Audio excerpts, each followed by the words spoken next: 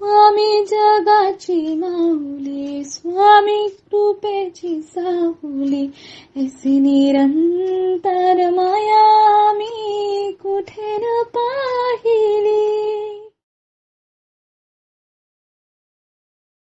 श्री स्वामी समर्थ. सर्व मित्रमैत्रिणींचे आपल्या श्री दत्त अनुभूती परिवारामध्ये सहर्ष स्वागत आहे. स्वामींची कृपा तुमच्यावरती निरंतर राहू दे. आज आपण स्वामी भक्त श्री गोपाळ बुवा केळकर लिखित बखरीतील बखर क्रमांक 92 ऐकणार आहोत. पण त्यापूर्वी तुम्हाला एक विनंती करते की आपल्या श्री दत्त अनुभूती या चॅनलला सबस्क्राईब जरूर करा. शेअर, लाईक, कमेंट्स करायला विसरू नका. आणि तुमच्याकडेही दैवी अनुभव असतील तर ते आपल्या 9137411207 या नंबरवर व्हॉट्सअप करा. आपण ते हजारो भक्तांपर्यंत पोचूया, भक्तीचा प्रसार करूया आणि आनंद पसरूया. श्री स्वामी समर्थ. बखर क्रमांक 92. म्हैसूरचा नरसप्पा. एक नरसप्पा नावाचा गृहस्थ 60 वर्षाच्या वयाचा म्हैसूर प्रांतातून अक्कलकोटला येऊन स्वामी महाराजांपासून अनुग्रह घ्यावा म्हणून सेवा करीत राहिला. त्याला मराठी किंवा हिंदुस्थानी भाषामधील 4-5 शब्दांशिवाय अधिक भाषा बोलता येत नसे. त्यामुळे त्याच्या हेतूप्रमाणे त्याला काय पाहिजे हे महाराजांना कळविता येत नव्हते. या विवंचनेत तो होता.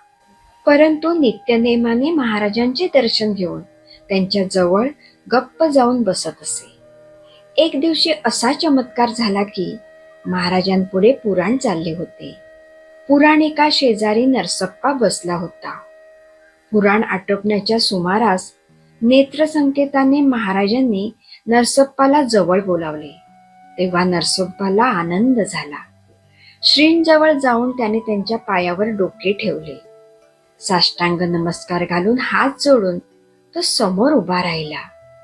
इतक्यात महाराजांनी शेजारी जमा खर्च मांडण्यास एक कारकून बोलावला होता. त्या कारकुनाकडून एक वही हातात घेऊन नरसप्पाच्या हातात दिली. नरसप्पाने ती वहीचे पृष्ठ पाहिल्याबरोबर भगवद्गीता म्हण म्हणजे तुझे कार्य होईल अशी उपदेशपर अक्षरे कानडी भाषेत त्याच्या दृष्टीस पडली. मग त्याच्या आनंदाला काय विचारावे. त्याला महाराजांकडे आल्याचे सार्थक झाल्याचे वाटून हा मजकूर त्याने वेदशास्त्र संपन्न राजमान्य राजश्री दत्तात्रय बुवांना ते दर्शन घेऊन जात असता वाटेत सांगितला आणि भगवद्गीता मला शिकवावी अशी त्याने शास्त्री बुवांची प्रार्थना केली. दत्तात्रय बुवा या प्रसंगी महाराजांजवळ होते. तेथे महाराजांनी वही नरसप्पाच्या हातात दिली हे त्यांना ठाऊक होते. ते तसेच परत येऊन कारकुनाला विचारू लागले की नरसप्पाला दिलेली वही कुठे आहे असे म्हणून ती मागून घेतली व सर्व चाळून पाहिली. परंतु वहीवर एकही कानडी अक्षर त्यांच्या दृष्टीस पडले नाही. म्हणून दुसऱ्या सर्व वह्या चाळून पाहिल्या. तथापि एकाही वहीत एकाही पानावर शुद्ध मोडी अक्षर वाचून दुसऱ्या कोणत्याही भाषेचे एकही अक्षर त्यांच्या दृष्टीस पडले नाही. हे महाराजांचे अघटित चरित्र पाहून पुराणिक बुवांना मोठे आश्चर्य वाटले. ते तसेच परत येऊन नरसप्पाला त्यांनी गीता सांगण्याचा आरंभ केला. एके दिवशी रात्री असा चमत्कार झाला की पुराणिक बुवा व एक संन्यासी वेदांत विषयावर बोलत बसले होते. नरसप्पा जवळच होता, पण झोप लागली होती. मध्यरात्रीच्या सुमारास त्याला एकाएकी घाम येऊन डोळ्यातून पाणी वाहू लागले व अंग थरथर कापत होते आणि तो उठून बसला आणि स्वामी महाराज थोर ईश्वर आहेत, स्वामी महाराज थोर ईश्वर आहेत असे तो आपल्याशीच बोलू लागला. हे ऐकून पुराणिक बुवांनी नरसप्पाला विचारले की महाराज ईश्वर आहेत असे तू कशावरून म्हणतोस. त्यावर नरसप्पाने उत्तर दिले, अहो श्री स्वामी समर्थांनी मला वैकुंठास नेले. सुवर्णाच्या मंदिरात जडावाच्या सिंहासनावर छत्र चामरासह श्रीराम, सीता, लक्ष्मण, भरत, शत्रुघ्न, मारुती वगैरे मंडळीसह दर्शन करून मला परत आणले. असे उत्तर देऊन वा वा वा वा, महाराज या दिनावर आज मोठी कृपा केलीत. आहा आहा, काय ते वैकुंठ, काय ते श्रीराम, काय ते दिव्य तेज, माझे डोळे अगदी दिपून गेले. असे आपल्याशीच भ्रमिष्ठासारखे बोलून कधी हसावे कधी रडावे वगैरे एक घटकेपर्यंत ही मौज चालली होती.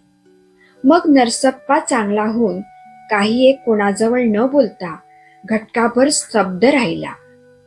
असो, या दिवसापासून नरसप्पाची श्री स्वामी समर्थांवर फारच भक्ती बसली. पुढे 8-4 दिवसांनी असा चमत्कार झाला की नरसप्पाच्या उजव्या हाताला एकाएकी कळ लागून त्याने त्याला बेजार करून सोडले. एके दिवशी महाराजांच्या दर्शनाला येऊन नरसप्पा म्हणाला, महाराज, या हातास कळ लागून आज 7 दिवस झाले. फार त्रास होतो. काहीतरी औषध सांगा. महाराज हुक्का होडीत बसले होते. ते नरसप्पाला म्हणाले, ठीक आहे, आम्ही तुझा हात आत्ता बरा करतो. असे बोलून नरसप्पाच्या हातावर महाराजांनी तोंडातील हुक्क्याचा धूर सोडला. त्या सरशी नरसप्पाच्या हाताची कळ थांबली. काय ही स्वामी महाराजांची दैवी शक्ती. येथे बखर क्रमांक 92 समाप्त होते. श्री स्वामी समर्थ.